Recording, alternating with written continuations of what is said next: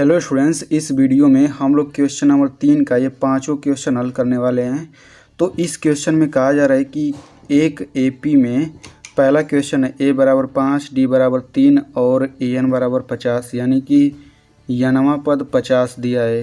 तो n का मान ज्ञात करना है और n का मान ज्ञात करना है, यानी कि n पदों के योग का मान ज्ञात करना है। ठीक, तो इसमें a बराबर यानी प्रथम पद 5 दिया है, सर्वांतर d बराबर 3 दिया है और यनवा पद दिया गया है। तो n का मान ज्ञात करना है और n का मान ज्ञात करना है। तो यहाँ पे सबसे पहले ये ज्ञात करेंगे कि इस श्रेणी में कितने पद हैं, यानी कि n का मान। तो यहाँ पे यनवा पद इतना दिया गया है, तो हम लोग लिखेंगे चूँकि यनवा पद an बराबर 50। अब इसका फार्मूला लिख लेंगे, तो ये होता है a plus n-1 into D बराबर 50। अब a बराबर 5 दिया है, फिर प्लस n-1 गुणा d का मान दिया गया है 3 बराबर 50। तो यहाँ से ये हो जाएगा n-1 बराबर, अब 5 घट जाएगा 50 में से, तो ये हो जाएगा 45। फिर 3 गुणा है तो इधर होके भाग हो जाएगा, तो 3 एकम 3, 3 पाँचे 15। तो यहाँ से n बराबर कितना आ गया, n बराबर 16 आ गया। ठीक, तो हमें पूछा SN का मान भी पूछा है, तो ये एक आंसर हो गया। अब SN का मान निकालते हैं, तो SN बराबर होता है n/2 कोष्टक में 2a plus n-1 into D. बस इसी में सभी का मान रख दीजिए। तो n बराबर है 16 फिर बटा 2, 2 गुणा a का मान है 5 प्लस 16 - 1 गुणा d का मान है 3।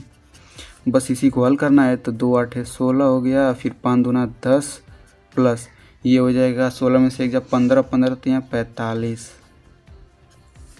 तो इस तरीके से ये हो गया 8 गुणा 10 में 45 जोड़ेंगे तो ये हो जाएगा 55।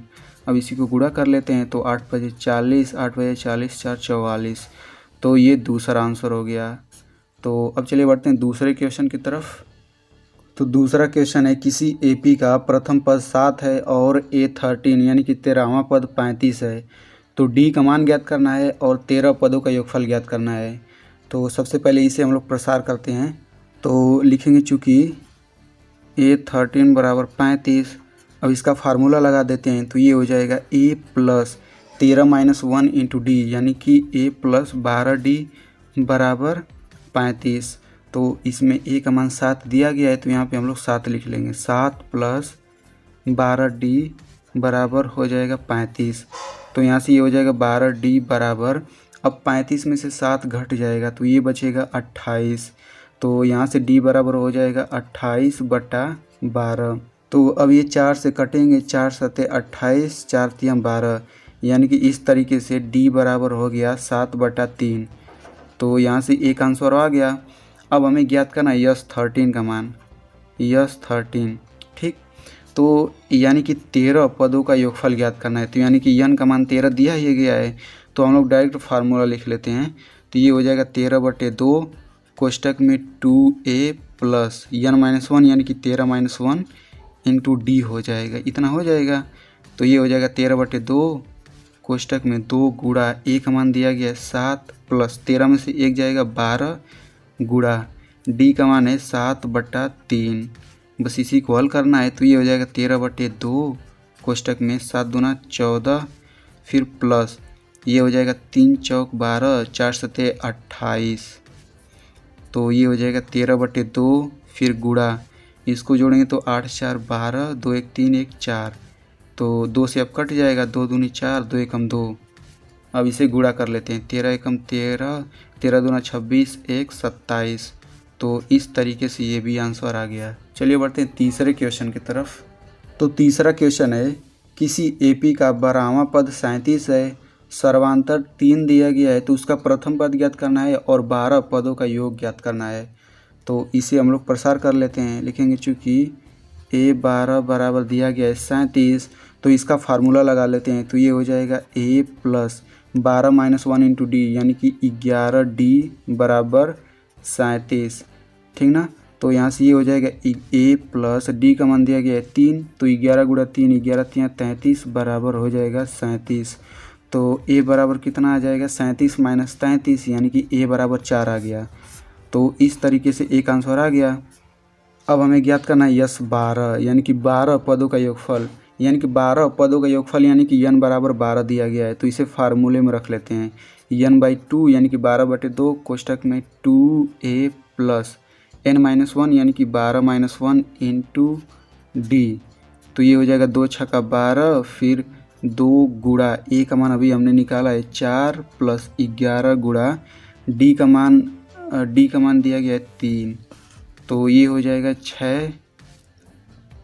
6 हो जाएगा, फिर 4 दूना 8 प्लस 11 तिया 33। तो ये हो जाएगा 6 गुणा 33 में 8 जोड़ेंगे तो ये हो जाएगा 41। 6 एकम 6, 6 चौक 24। तो इस तरीके से ये भी क्वेश्चन हल हो गया। चलिए बढ़ते हैं अगले क्वेश्चन की तरफ। तो चौथा क्वेश्चन है A3 यानी कि तीसरा पद किसी AP का तीसरा पद 15 है और 10 पदों का योगफल 125 है। तो D का मान ज्ञात करना है और A10 यानी कि 10वां पद का मान ज्ञात करना है, ठीक ना।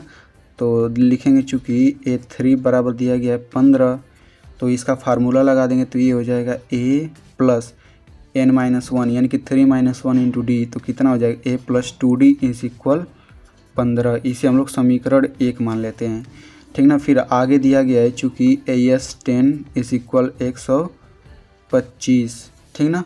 और हमें पता है कि ACN बराबर होता है n/2 कोष्टक में 2a plus n-1 into D. ये तो सभी को पता होगा। तो यहाँ पे देखिए, यहाँ पे 10 है यानी कि n बराबर 10 दिया गया है, ठीक ना। तो इसी फार्मूले में रख लेंगे तो ये हो जाएगा 125 बराबर, क्योंकि n बराबर 10 रखा है हमने तो यहाँ पे भी रखेंगे 10/2 कोष्टक में 2a प्लस n का मान है 10-1 इंटू डी। डी का मान अभी ज्ञात करना है। तो ये हो जाएगा 125 बराबर, अब 2 से काट देंगे तो ये हो जाएगा 5, फिर 2a प्लस 9d, ठीक ना। तो यहाँ पे 5 का गुणा है तो इधर भाग हो जाएगा। तो ये हो जाएगा 125/5 बराबर 2a प्लस 9d।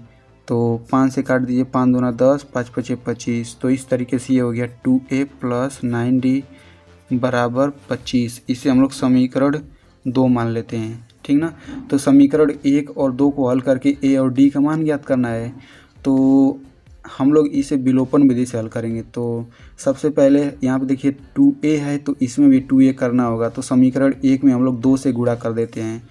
तो हम लोग लिखेंगे समीकरण 1 में 2 से गुणा करने पर, तो हम लोग गुणा करेंगे तो दोनों पक्षों में गुणा करेंगे। तो समीकरण 1 यहाँ पे है तो इसमें 2 का गुणा कर देंगे तो ये हो जाएगा 2a प्लस 2 दूना 4d इज इक्वल, फिर 15 दूना 30।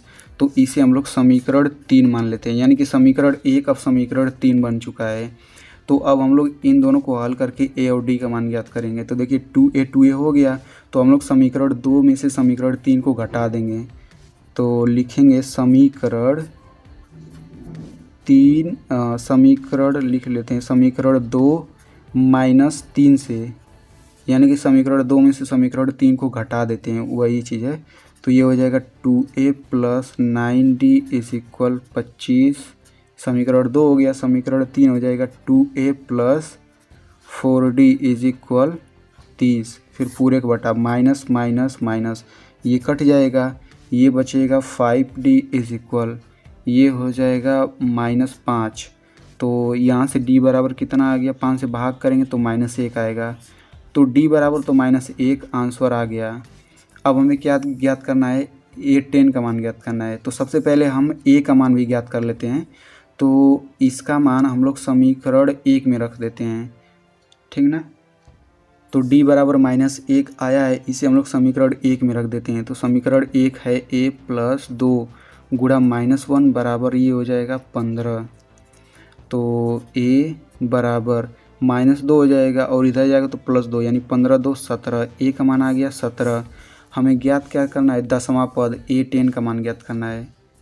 तो A10 बराबर होता है a प्लस 10-1 इंटू डी, यानी कि a प्लस 9d बराबर a का मान हो गया 17 प्लस 9 गुणा d का मान है -1।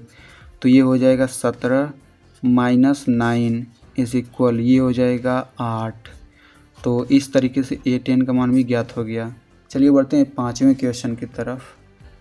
तो 5वां क्वेश्चन है, किसी AP में D बराबर 5 और 9 पदों का योगफल 75, तो A का मान ज्ञात करना है और 9वां पद ज्ञात करना है। तो इसे हम लोग विस्तार कर लेते हैं। तो हमें पता है कि यस एन बराबर क्या होता है, ये तो सभी को पता है, n/2 कोष्ठ में 2a + n-1 इंटू डी। तो यदि हम लोग इसमें n बराबर 9 रख दें, n बराबर 9, तो ये हो जाएगा S9 बराबर 9/2 कोष्ठ में 2a + 9-1 इंटू डी, यानी कि ये हो जाएगा 8d। ठीक ना। तो यहाँ पे देखिए S9 बराबर दिया गया है 75, तो इसे हम लोग रख लेते हैं। ये हो जाएगा 75 बराबर, ये हो जाएगा 9/2 कोष्ठ में 2 गुणा, नहीं 2a रख लेते हैं, फिर प्लस 8 इंटू डी का मान दिया गया है 5। ठीक ना। तो ये हो जाएगा 75, 2 भाग है तो इधर 2 का गुणा हो जाएगा, फिर इधर 9 जो है भाग हो जाएगा, बराबर ये हो जाएगा 2a + 8 × 5 = 40 हो जाएगा। ठीक ना। अब देखिए इसे हम लोग 3 से काट देंगे, 3 × 3 = 9, फिर इसे 3 से काटेंगे, 3 दूना 6, 3 × 5 = 15। तो इस तरीके से 2a + 40 हो जाएगा, 25 दूना 50/3। तो अब इसे आगे हल करते हैं, तो ये हो जाएगा 2a बराबर 50/3, फिर -40, +40 है तो -40 हो जाएगा। तो इसे हल करेंगे तो ये हो जाएगा 50, 3 चौक 12, -120/3।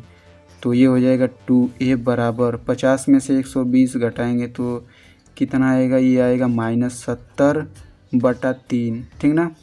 तो यहाँ से a बराबर हो जाएगा -70/3 गुणा 2, क्योंकि यहाँ 2 गुणा है तो इधर भाग हो जाएगा। अब 2 से काटेंगे तो 2 × 3 = 6, 2 × 5 = 10, -35/3। तो इस तरीके से a का मान इतना आ गया। अब हमें A9 का मान ज्ञात करना है। तो A9 बराबर हो जाएगा a + 9-1 इंटू डी, यानी कि a + 8d बराबर, तो a का मान यहाँ पे हमने निकाला है -35/3 + 8 गुणा d का मान दिया गया है 5। बस इसी को हल करना है, तो ये हो जाएगा -35/3 + 8 × 5 = 40 बराबर, ये हो जाएगा -35, 3 का गुणा इसमें करेंगे, 3 चौक 12, यानी कि +120/3। तो 120 में से 35 घटाएंगे तो ये आता है 85/3। तो ये हो गया दूसरा आंसर। तो इस तरीके से ये 5 क्वेश्चन हल हो गए। तो स्टूडेंट, यदि आप ऐसे ही क्लास 10th के NCERT मैथ को सरल तरीके से पढ़ना चाहते हैं तो आप मेरे चैनल को सब्सक्राइब कर सकते हैं, और सब्सक्राइब करने के बाद इस घंटे के निशान पे क्लिक करके ऑल पे क्लिक कर दीजिए।